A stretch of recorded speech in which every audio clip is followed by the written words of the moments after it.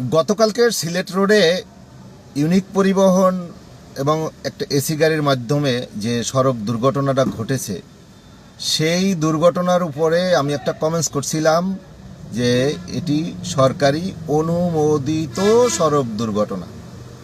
আমাকে অনেকেই বাস দিছেন। ভাই, সরকারের অনুমোদিত দুর্ঘটনা বলার কারণ হচ্ছে এই সড়ক দুর্ঘটনা প্রতিরোধের দায়িত্ব হচ্ছে সরকারের। এই দেশে অনেকগুলো স্বেচ্ছাসেবী প্রতিষ্ঠান আছে, যেমন ড্রাইভার্স ওয়েলফেয়ার ফাউন্ডেশন সড়ক দুর্ঘটনা প্রতিরোধে আন্দোলন করে, নিরাপদ সড়ক চাই আন্দোলন করে, যাত্রী কল্যাণ সমিতি আন্দোলন করে, এরকম অনেকগুলো সংগঠন আন্দোলন করে। গত পরশু দিনকেও দেখলাম যে আমাদের নিরাপদ সড়ক চাই একটা সম্মেলন করছে সড়ক দুর্ঘটনা প্রতিরোধে।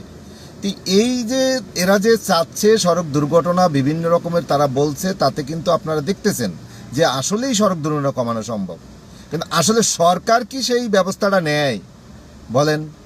সরকার যে রিপ্রেশার মোটিভেশন, যে দক্ষতা উন্নয়নের একটা প্রশিক্ষণের যে দরকার, সেটা কি সরকার ইনিশিয়েটিভ নেয়? যার জন্য এটা সরকার অনুমোদিত সড়ক দুর্ঘটনা।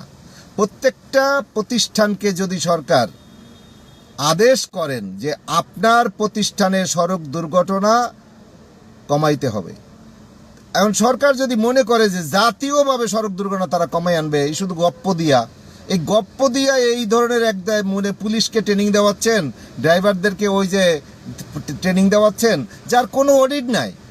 বাংলাদেশে আপনি কতজন পুলিশকে ট্রেনিং দিচ্ছেন? মানে পুলিশ হচ্ছে এই ট্রাফিক ব্যবস্থাপনার পুলিশ, তো এদেরকে আপনি ট্রেনিং দিচ্ছেন, কতজনকে দিচ্ছেন? তার নাম ঠিকানা আছে। আপনি জানেন যে অমুক জেলায় এতজনকে দিয়েছি, তো ওনারা 100 জনের ট্রেনিং দিচ্ছেন, উপস্থিত ছিল 50 জন। ড্রাইভারদেরকেও গত 2017 সাল থেকে আপনারা ট্রেনিং দিচ্ছেন, কিন্তু লাইসেন্স নবায়নের সময় তা এখানে সিরিয়ালে থাকে 400 লোক, উপস্থিত থাকে 200 লোক। আপনার কাছে কিন্তু অর্ডার আছে যে আপনি জানেন যে আমরা 400 লোককেই ট্রেনিং দিছি। আসলে কি 400 লোক আপনার সামনে উপস্থিত ছিলেন? আপনি তো বাসায় বসে বসেই লাইসেন্স দিয়ে দিচ্ছেন।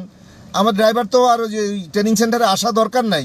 এই জন্য যদি সড়ক দুর্ঘটনা প্রতিরোধ করতে হয়, সরকারের উচিত যে তাদেরকে একটা অডিট টিম করতে হবে, যে উনি বাধ্যতামূলক উনি এই রিপ্রেশার প্রশিক্ষণটা নিয়েছেন কি না, এবং ওখানে একটা নথি থাকতে হবে। ওই প্রশিক্ষণ সেন্টারে যে উপস্থিত থাকবে তাকেই প্রশিক্ষক স্বাক্ষর দিবে, তিনিই লাইসেন্স পাবেন। কিন্তু আমরা করি কোনটা? আমরা 30 বছর ধরে গাড়ি চালাই, তারপরেও ঝিকঝাকে আমাকে বসাই দেয়। আরে বাবা,